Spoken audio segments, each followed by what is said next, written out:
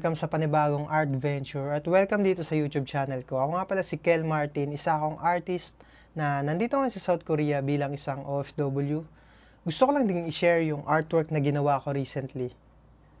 Itong artwork na to, inspired syempre sa Bunezia. Pero gusto ko lang din i-share yung typical Saturday ko kapag wala kaming pasok.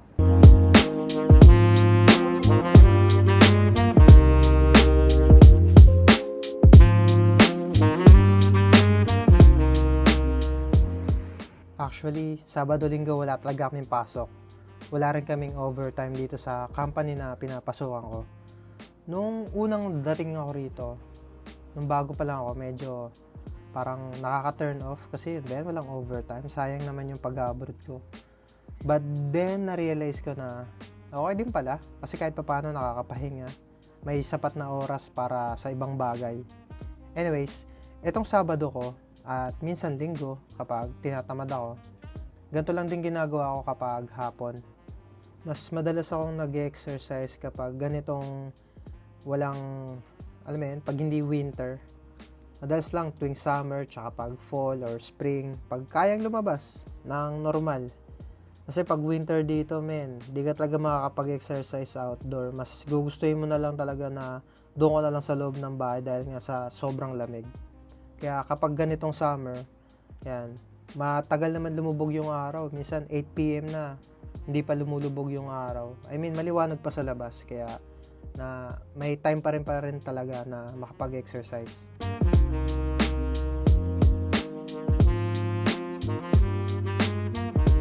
Tulad nito, alas 6 na ako lumabas ng hapon yan, pero mataas pa rin yung araw. At medyo may init pa ng konti sa balat. Pero kaya nang tiisin kasi meron naman akong windbreaker. Tsaka kahit papaano meron ng mga makakapal na ulap na nabibuild. Kaya hindi na rin masyado mainit. Ito talaga yung mga na-appreciate ko dito sa South Korea. Kasi yung mga sidewalks nila, merong nakalaan para sa mga nagja-jogging, sa mga nagbabike. Meron din mga public CR.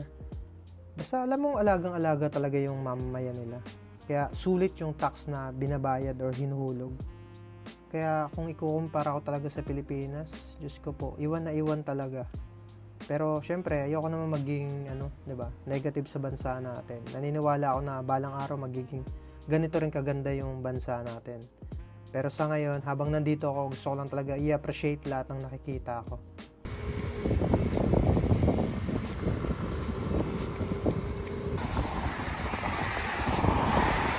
Itong tulay na to, ito yung pinakapalatandaan na nandito ka na sa Bunezia.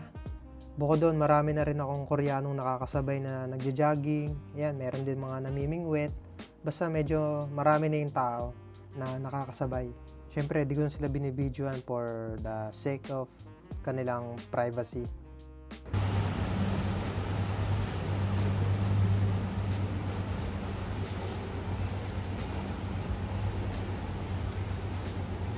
Pamilyar ka naman siguro sa Venice, Italy, di ba? Ito naman yung version ng South Korea, yung Venice of Busan, which is yung Bunezia. Sa akin, masasabi ko na worth it naman din to puntahan at maganda rin naman talaga.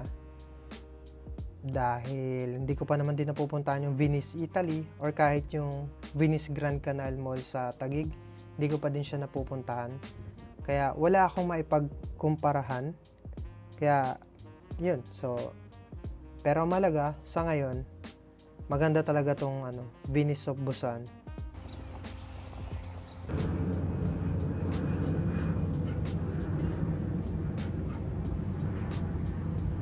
Perfect na tambayan to kapag sunset kasi mas buhay na buhay yung mga kulay, especially ng mga bangka, ng mga tindahan or mga buildings, or pati na rin itong bagong attraction na tulay.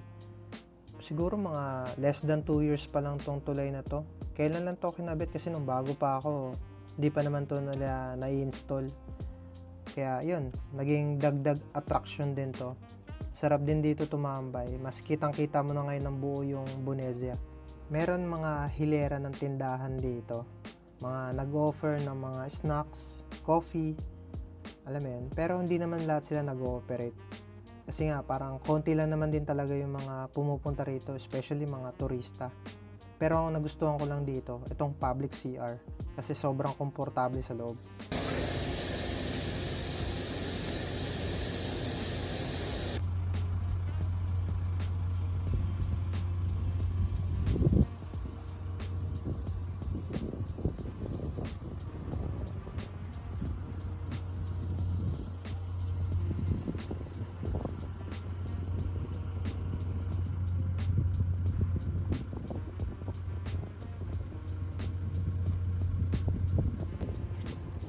Masasabi ko na maswerte ako kasi kung i-jogging ko to, mga 10 minutes to 15 minutes away lang to sa bahay na tinitirahan ko papunta dito. Kaya easy access lang talaga. Bukod doon, hindi rin ganun ka-saturated yung mga taong pumupunta rito. Kaya meron ka talagang enough space kung gusto mo lang ng tahimik o yung ikaw lang mag-isa na nag-exercise or nagpapahinga.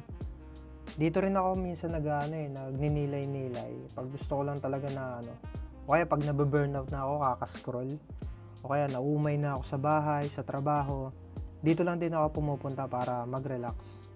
Katulad din itong mga Wegokin or yung mga katulad kong mga foreigners.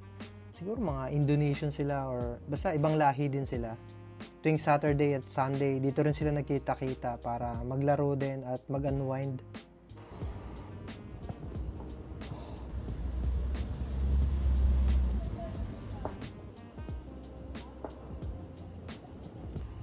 At para sa akin bilang OFW, napakalaking tulong nun kapag naalagaan ko yung mental health ko. Siyempre, ayoko rin naman talaga na-stress dahil nga masyado na magulo ang mundo at ayoko nang dagdagan. At maswerte ako kasi nagkakaroon ako ng time para sa sarili ko.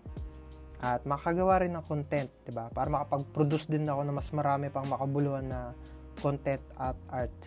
Pero sa isang banda, medyo may lungkot din ng konti. Kasi gusto ko nakikita rin ng pamilya ko yung kung ano yung nakikita ko ngayon. Kung gaano kaganda yung Korea, kung gaano ka-safe, kung gaano kalinis, kung gaano kaalaga yung mga tao sa mga paligid na meron sila. Alam mo yun? Kaya talaga sa isa sa mga minamanifest ko na makapunta rin sila dito. Hindi para magtrabaho, syempre para makapagbakasyon din. At makita nila kung gaano kaganda ang South Korea. Anyways, so pabalik na ako ng bahay niyan. Siguro around 8 PM na yata niyan. Pero as you can see, medyo maliwanag pa rin. At mula sa Sinpyeongyok, malapit na lang yung bahay ko doon. Siguro mga 3 minutes na lang na lakad yon.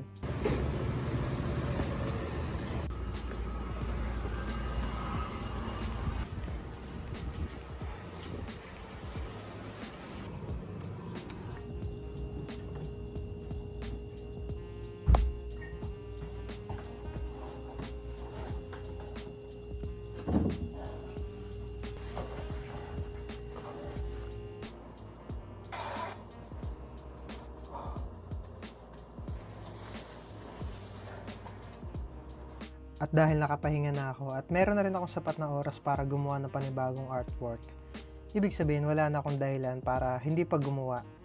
So, naisipan ko nga gumamit ng watercolor ulit gamit ang Arches watercolor paper. At sinimulan ko na rin kaagad na mag-sketch ng mga elements at gusto kong ipasok sa subject na to. Which is yung, syempre, related pa rin sa pinuntahan ko. Gusto ko din pala i-share yung ideas na naiisip ko para na rin may personal record na rin ako na meron akong pinaplano talagang matindi. Kasi habang pinipainting ko to, naisip ko, what if kaya puntahan ko lahat ng mga sikat na pasyalan dito sa Busan tapos gumawa ko ng artwork about it. So, yun. Parang good start na rin to na Bunesia kasi bukod sa malapit, at least meron na kagad ako na isa. So, expect mo na rin yung mga susunod na videos na i-upload ko more on related dito sa Busan. Pero syempre, depende pa rin kung anong gagamitin ko na medium. Sa ngayon kasi parang easy access lang talaga tong watercolor tsaka sobra ako nag-enjoy sa paggamit nito. At maraming beses ko na rin sinabi na gustong-gusto ko talaga mag-urban sketching. Kaso nga bukod sa nahihiya kasi ako mag-record outdoor, tapos gagawa pa ako ng art, alam mo yun, nape-pressure ako pag ganun. Siguro magpapakahusay muna ako sa paggamit na itong watercolor. Tapos, saka ako nalalakasan yung loob ko na mag-painting talaga. Pero marami ako nakikita mga nag-urban sketching dito ng mga Koreans. Yung iba nga talagang talagang binibenta na nila ng live. Sa akin ayoko naman ibenta, parang gusto ko lang personal collection ko lang din. Ang problema na talaga nahihiya pa ako na magpakita ng talent ko sa labas. Kasi nga kung dati nga dyan sa Pilipinas, never ko naman na-try. Tapos dito gagawin ko. Pero na-realize ko na okay na dito ko muna pala siya simulan para pagdating ko ulit dyan sa Pilipinas, at least mas komportable na ako, di ba? Pero depende pa kung mag-evolve ba itong hiya ko or kung matatanggal ko pa itong hiya ko. Pero sa ngayon, kailangan ko muna talaga i-develop yung skills ko. At speaking of skills, dito sa painting na ginagawa ko, medyo honestly akala ko talaga mabilis ko lang ito matatapos. Pero mahirap din pala. Kasi masyado ko nabura yung lapis na sketch ko. Pero okay lang, kinapa ko na lang siya ng watercolor. At naglagay na lang din ako ng mga konting-konting mga detalye. At bukod doon yung reference na ginamit ko pala dito. Syempre bukod sa napuntahan ko naman na siya, nagpicture na lang ako ng somewhere na gusto kong angulo na isama sa painting ko. Pero habang pinipainting ko to, medyo rin ako Parang naboboring ako ng konti. Or siguro dahil nga hindi pa masyadong magaling yung skill set ko. Pero tinatry ko pa rin naman na pagandahin hanggang sa makontento ako. Bukod doon, hindi rin pala ako nakakuha ng magandang pictures ng sunset. Kasi nga medyo makapal yung ulap. Pero yun, na-adjust ko na lang sa painting. In-exaggerate ko na lang din yung kulay para kahit pa paano ma-achieve ko yung gusto kong resulta. Intentional din pala na i-blurred out ko yung mga ibang parts. Siyempre, ang gusto ko lang naman talaga mag-stand out sana yung bangka, pati yung sunset. Pero nung ginawa ko naman na siya, parang pakiramdam ko bitin pa. Parang may mas mapapalupit pa ako bukod dito sa artwork na to. Hindi ko ma-achieve yung ginagawa ng mga professional na watercolorist. Pero na-realize ko, bakit ko nga ba pinipilit yung sarili ko sa ganung art style din. Kaya naisip ko na lang na i-improve yung artwork ko sa sarili kong paraan. Kaya gumamit ako ng ink pen. And here's the result.